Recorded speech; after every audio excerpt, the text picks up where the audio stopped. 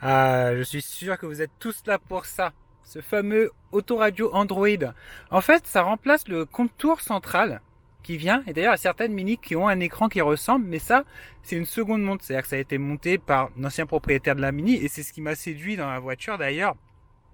Et c'est un autoradio sur Android, mais totalement autonome. Alors évidemment, vous avez la navigation. La navigation, c'est via Waze, tout simplement. Vous connaissez déjà Waze. La musique, bon, un autoradio, c'est un autoradio classique de musique. Vous pouvez mettre vos MP3 et vos AAC, tout simplement. Vous pouvez également mettre un CD, en fait, ça va les convertir automatiquement en MP3, ça va les enregistrer dans la, dans la radio. Enfin, on va appeler ça un poste multimédia plutôt, dans ce poste multimédia. Le Bluetooth qui vous permet de connecter votre téléphone, en particulier vos contacts. Comme dans toutes les voitures, la radio qui va vous permettre de mettre la radio. GG. On a un bouton, vous avez vu, le volume. Un bouton pour retourner à l'écran d'accueil. Un bouton pour afficher la vitesse. Parce que sinon, ça s'affiche là, c'est tout petit. Tout ça, c'est un truc aussi qui est, entre guillemets, un peu chiant. C'est que comme le gros contour, c'est lui qui donne la vitesse de base. Là, maintenant, on voit la vitesse où j'ai regardé sur le tout petit compteur ou ici. Mais là, c'est une vitesse, j'ai l'impression que c'est une vitesse GPS qui est, elle est toujours beaucoup plus élevée que la vitesse qui m'a indiqué sur la Mini. Ensuite, en application, vous installez ce que vous voulez. Sachez que Easy Connect, c'est intéressant parce que Easy Connect vous permet, si vous branchez votre téléphone, et donc Easy Connect vous permet de vous connecter à votre téléphone et de faire un miroir de l'écran. Et du coup, ça va vous faire un miroir de ça. Mais vous pouvez afficher n'importe quoi, votre écran d'accueil, etc. sur le véhicule. Alors là, je peux pas le faire parce que comme c'est mon téléphone qui donne la connexion Wi-Fi à mon ordinateur de bord, forcément, je ne peux pas m'y connecter. On a un explorateur de fichiers, on a une galerie où on peut mettre les photos, qu'on en a les photos. Par contre, c'est pas multipoint, c'est un seul, c'est juste un doigt avec lequel on peut voir les choses. Mais pour ce qu'on en fait, c'est largement suffisant, quoi. Et du coup, on peut voir là, c'est toutes les images que j'ai stockées sur mon appareil pour pouvoir voir des fonds d'écran en fait. Nier Automata, Cyberpunk, c'est bien en gris en fait. On peut d'ailleurs, si vous prenez une photo par exemple et que quelqu'un aime bien, je peux la partager. Et comme j'ai créé un compte, j'ai créé un compte mail pour la voiture. D'ailleurs, je vais vous donner l'adresse. C'est celle-là l'adresse.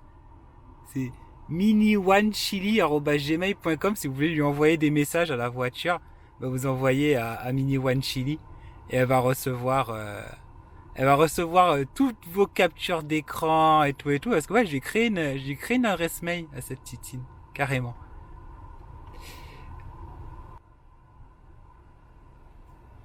Du coup, YouTube elle a son propre compte. Son compte il est tout neuf. C'est pour ça qu'il y a des trucs bizarres. Mais je regarde pas des trucs aussi bizarres. J'aime pas qu'il y a une chaîne Peggy Papa là. C'est n'importe quoi. Homer à la bombe au fromage. Omar à la bombe au fromage. 7,5 millions de vues.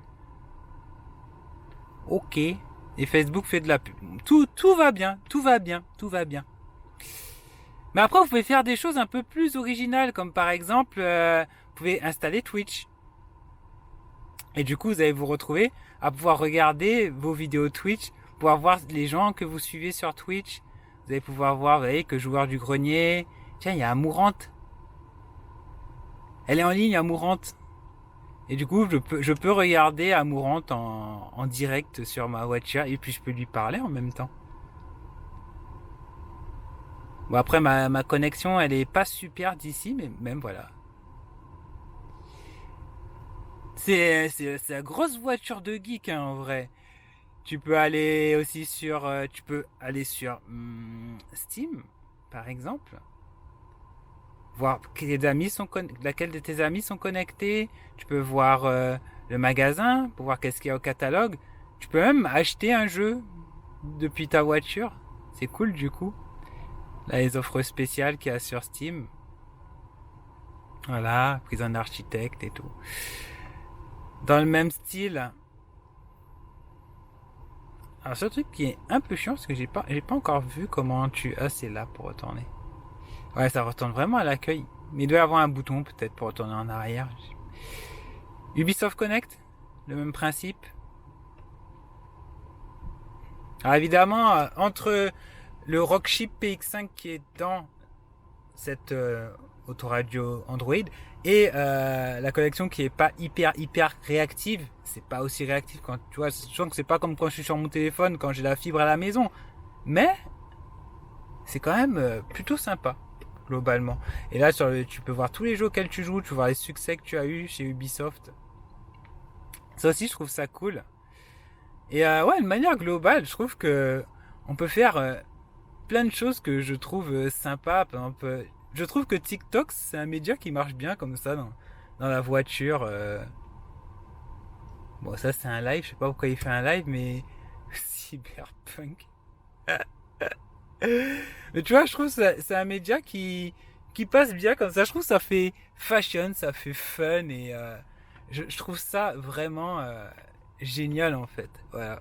Je trouve le concept, je connaissais pas, mais je trouve le concept d'avoir un vrai Android dans la voiture, je trouve ça génial et je pense que les grands constructeurs devraient s'en inspirer. Plutôt qu'Android Auto où c'est plus limité, ou CarPlay, là c'est vraiment autonome, la voiture elle est autonome. Après c'est un concept, on aime ou on n'aime pas. Moi je kiffe.